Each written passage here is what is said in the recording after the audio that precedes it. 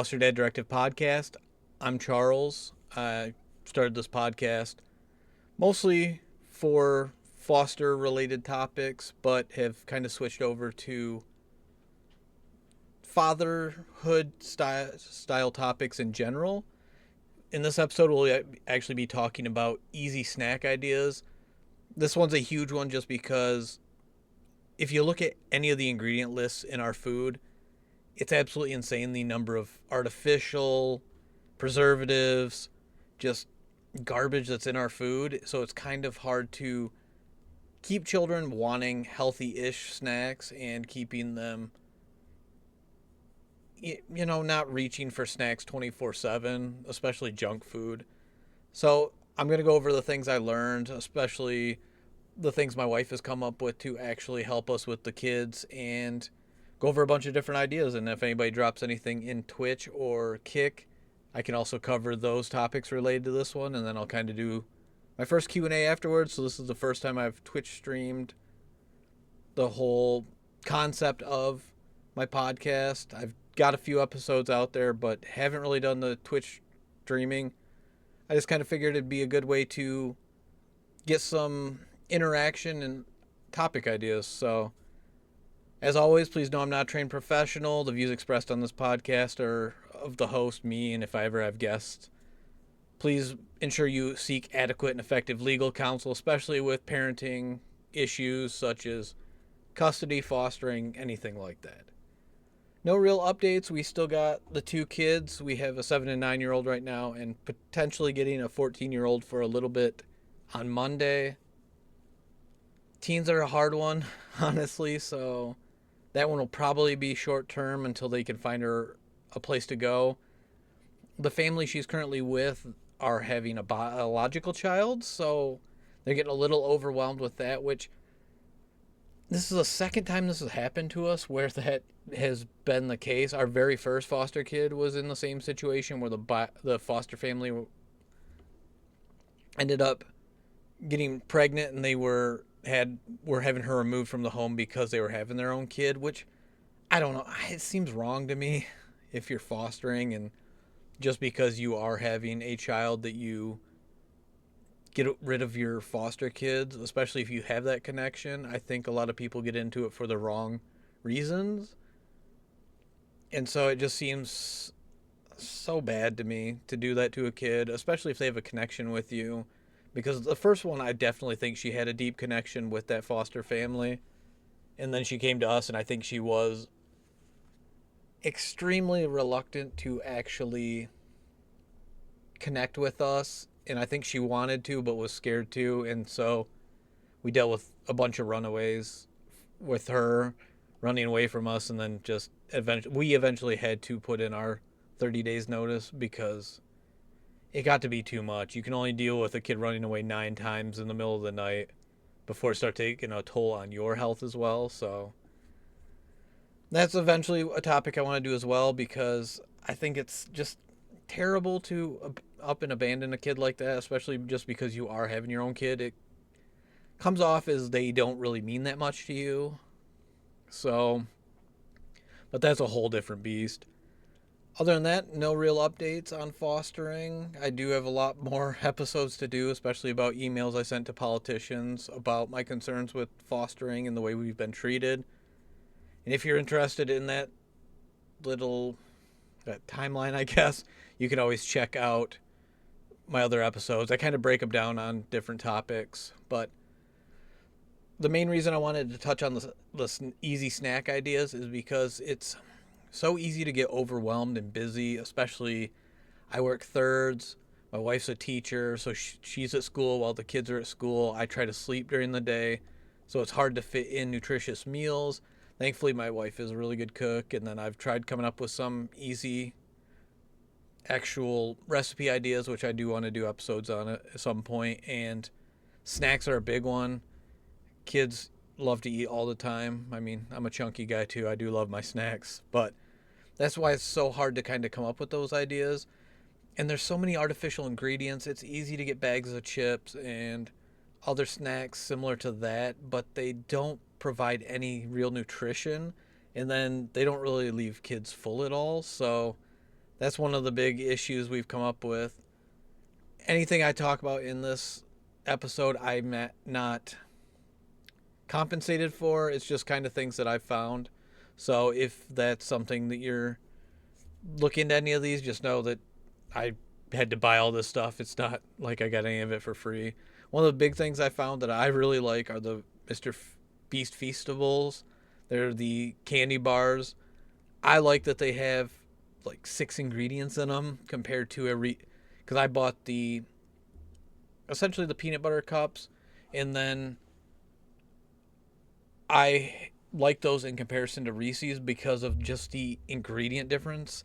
The Mr. Beast ones do expire a lot sooner, but that's also not an issue if you have a 7 and 9 year old that will eat the whole box in one sitting. But it's also better that they are a lot healthier. So it's one of those snack ideas, and it wasn't super expensive, honestly. And I was able to buy like a whole box and get a discount on them. I ended up buying like 3 different boxes, and they actually taste good. Unlike Reese's, which recently, I don't know if they've changed anything in them, but they have like a funkier taste.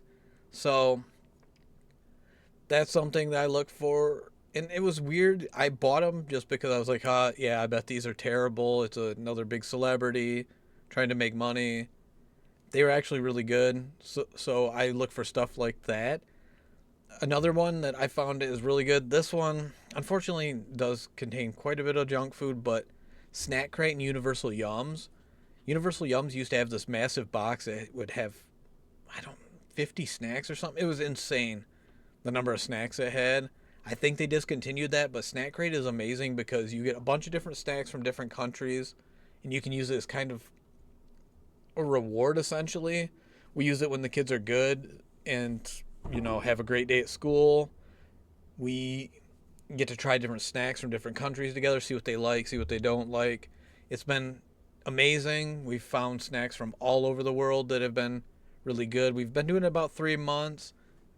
There's just something in each box. You either get some snacks that are absolutely atrocious or some that are absolutely amazing. I know there were some chorizo and egg chips from France that were insanely good. And the box is kind of expensive. It's about $50 a month, and it comes with little 10 snacks ish. But if you look them up separately online, it's usually you would pay at least that to buy them all separately. I know dried fruits, nuts, trail mix, anything like that is actually really good, really easy to get for the kids. If you buy the bigger bags, you can separate them into little containers. My wife bought these like toddler dishes that they're plastic, and you can put the lid on them, and you can take like a big bag of something and break it up into like 10 different snacks. That's been good. She uses those containers for other items, peanut butter pretzels, crackers, and then she bought larger, like 3 portion containers that she does vegetables, cheese, dips in. So it gives the kids something else to actually try. I've heard of Thrive and Misfits on different podcasts. I've never tried it myself. So that's always an option as well for healthy ideas. I know one of the biggest issues is that when kids aren't allowed to have sugary snacks like that, it kind of leads them into overindulge a little more. And I don't know if that's more recent information. I know that is information from when I was a kid, but it with allowing them to have some of these snacks and making sure that they have the chocolate and peanut butter so that they get some sweet stuff and don't completely cut out everything, because if they go to school, there's always a risk that they're going to trade their food, find money around the house, buy junk food, and kind of overindulge. Because we've seen that with one of their siblings who's with another foster family. So that's one of the things to look out for. Making sure that they're comfortable, finding out what they like and don't like. It's just, there's a whole bunch of different things you can look into. I'm sorry, kind of blanking on what else to talk about, but I know that there there's just been a lot of different things we've tried for snacks for the kids. We've had just, in our time fostering, I think we've had about 11 different kids in 3 years.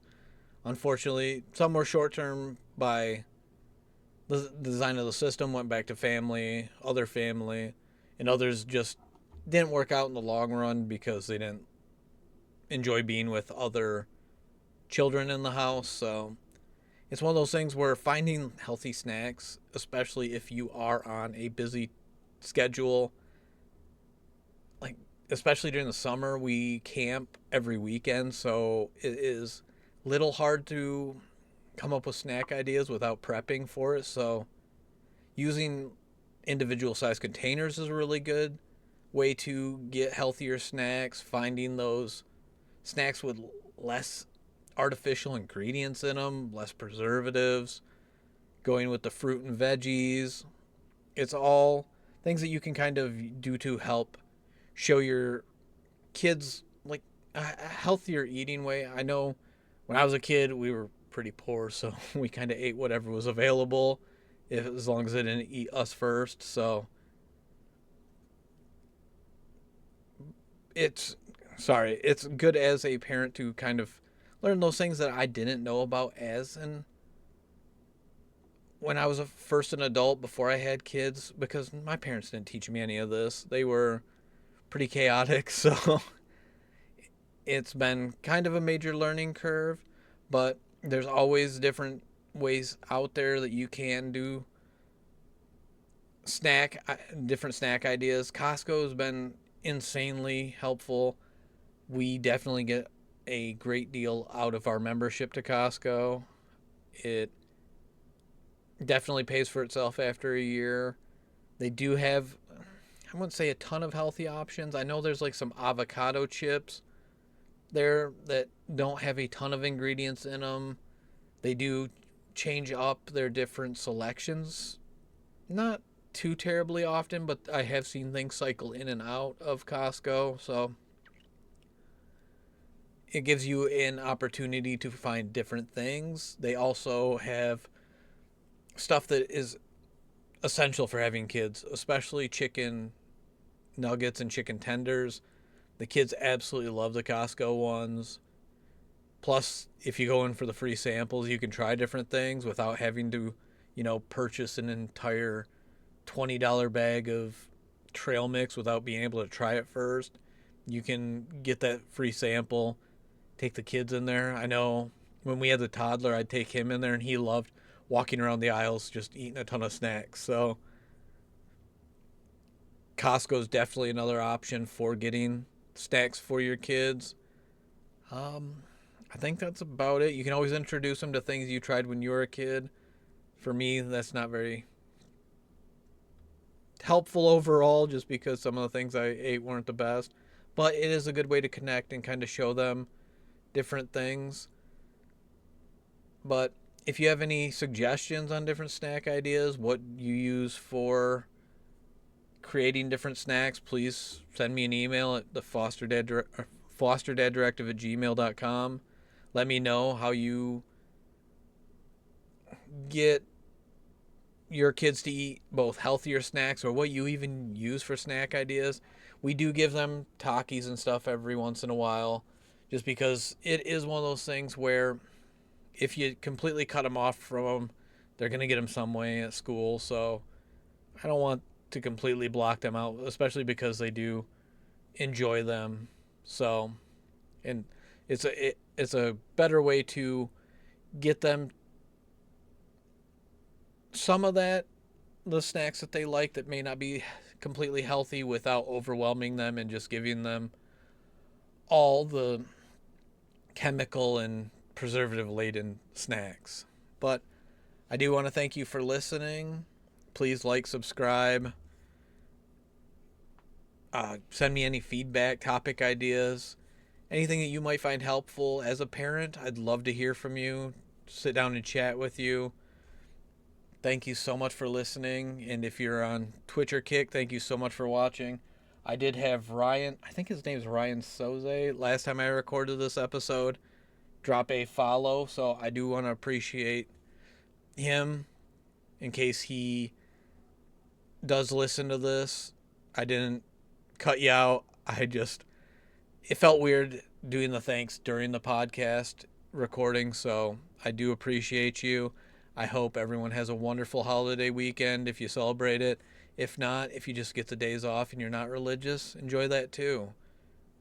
You don't have to celebrate the holiday to celebrate getting a day off from work. So I hope you have a wonderful weekend. And may your kids' chaos be funny after 5 minutes and not 5 years. Bye.